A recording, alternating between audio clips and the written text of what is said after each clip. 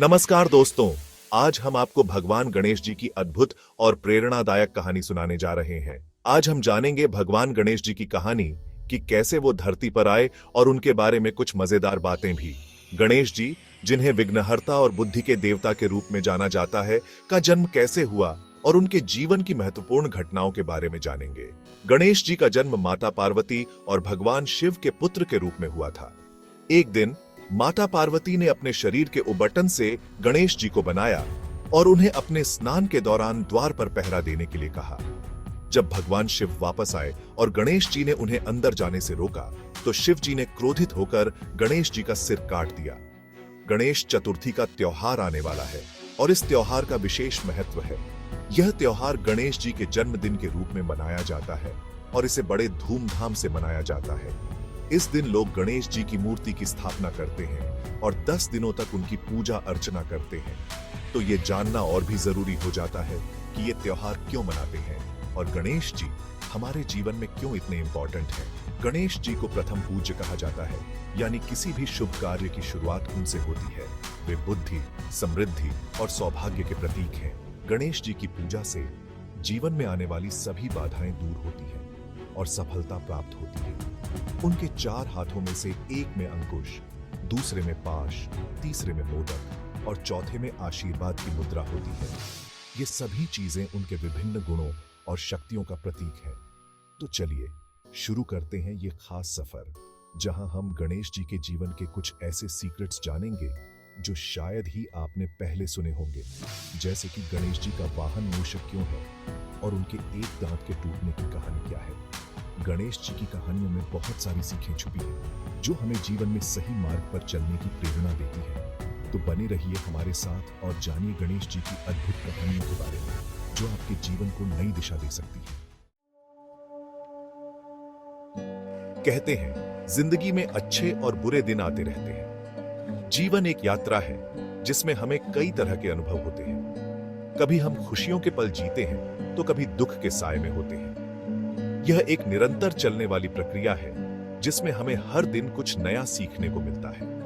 लेकिन कई बार लगता है जैसे मुश्किलें हमारा पीछा ही नहीं छोड़ रही हैं। हम हर दिन नई चुनौतियों का सामना करते हैं और कभी-कभी ये चुनौतियां इतनी बड़ी हो जाती हैं कि हमें लगता है कि हम उनसे कभी उबर नहीं पाएंगे।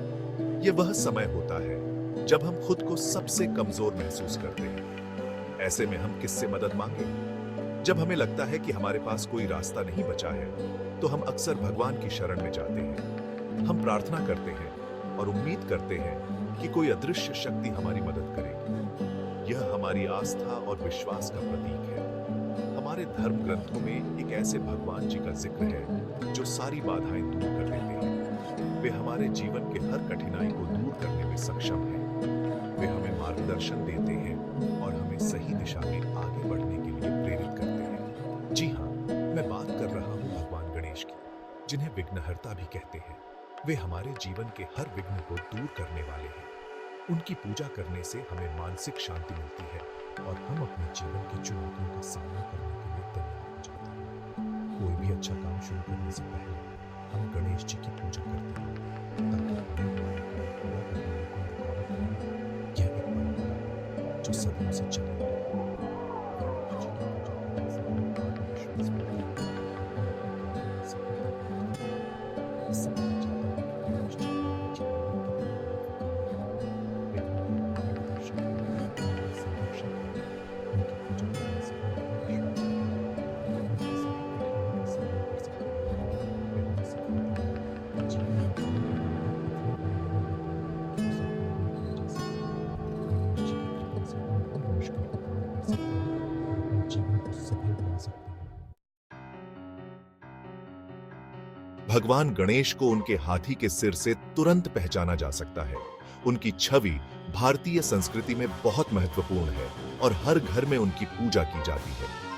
गणेश जी को विघ्नहर्ता भी कहा जाता है, जो सभी बाधाओं को दूर करते हैं। लेकिन क्या आप जानते हैं कि उनके हाथी का सिर क्यों है? यह सवाल बहुत से लोगों के मन में आता है और इसके पीछे की कहानी बहुत ही रोचक और प्रेरणादायक है। कई कहानियां हैं जो इसके बारे में बताती हैं। हर कहानी में एक अलग दृष्टिकोण और संदेश छिपा होता है।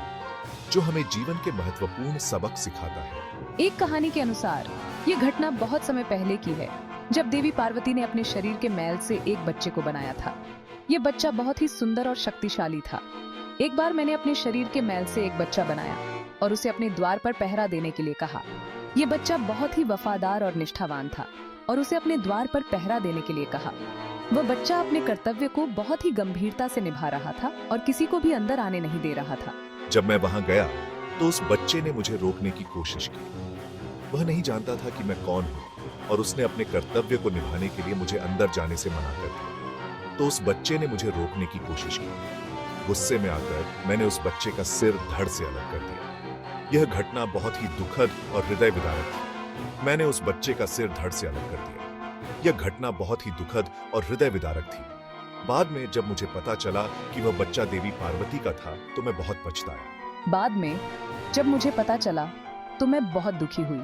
मैंने अपनी गलती को सुधारने का निर्णय लिया और देवी पार्वती से माफी मांगी तो मैं बहुत दुखी हुई। मैंने अपनी गलती को सुधारने का निर्णय लिया और देवी पार्वती से माफी मांगी। देवी पार्वती बहुत ही दुखी और क्रोधित थीं।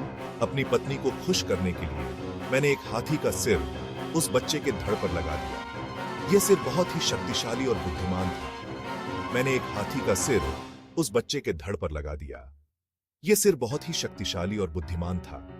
इस प्रकार वह बच्चा गणेश जी के रूप में पुनर्जीवित हुआ और इस तरह गणेश जी हाथी के सिर वाले भगवान बन गए। उनकी पूजा हर शुभ कार्य से पहले की जाती है और उन्हें सभी बाधाओं को दूर करने वाला माना जाता है। हाथी के सिर वाले भगवान बन गए। उनकी पूजा हर शुभ कार्य से पहले की जाती है और उन्हें सभी बाधाओं को दूर करने वाला माना जाता है। गणेश जी की यह कहानी हमें सिखाती है कि हर समस्या का समाधान होता है, बस हमें धैर्य और समझदारी से काम लेना चाहिए।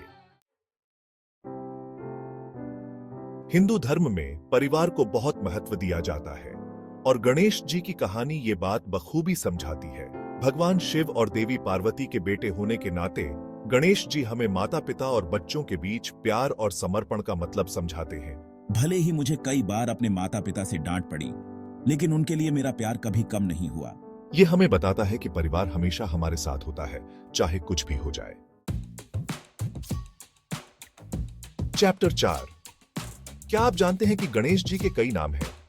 गणपति, विनायक, विघ्नहर्ता, ये तो बस कुछ ही नाम हैं। हर नाम उनकी एक खास विशेषता बताता है। जैसे गणपति का मतलब है गणों के स्वामी, जो उनकी ताकत और शक्ति दिखाता है। विनायक का मतलब है विघ्नों को हटाने वाला, जो उनकी दया और रक्षा करने की क्षमता दिखाता है। यह दर्शाता है कि गणेश जी एक महान देवता है जिनके पास बहुत सारी शक्तियां हैं। गणेश जी को मिठाई बहुत पसंद है, खासकर मोदक। कहते हैं कि एक बार उन्होंने इतने सारे मोदक खा लिए कि उनका पेट फट गया था।